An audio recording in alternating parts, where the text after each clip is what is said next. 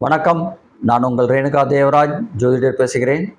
வீட்டில் குபேர சம்பத்து, செல்வம் பெருக, சேரும் பொருள் நிலைத்து வீட்டில் தங்க எளிய பரிகாரம். வீட்டில் வியாழன், வெள்ளி, மங்களவாரம் என்று சொல்லக்கூடிய செவ்வாய்க்கிழமைகளில் தவறாமல் மாலை 5:30 6:30 வரையில் நீங்கள் வீட்டில் தீபம் ஏற்றவும். இந்த தீபமானது நெய் அல்லது தேங்காய் எண்ணெய் அல்லது இலுப்பை எண்ணெயில் தீபம் ஏற்றுங்கள். தூபம் போடும்போது நீங்கள் சேர்க்க வேண்டிய பொருள்களில் முக்கியமான சாம்பிராணி, குங்குளியம், புல்லுருவி என்று சொல்வார்கள். இந்த புல்லுருவி நாட்டு மருந்து கடைகளிலும் ஃபாரஸ்ட்டுகளில் காடுகளில் கிடைக்கதுமாகும்.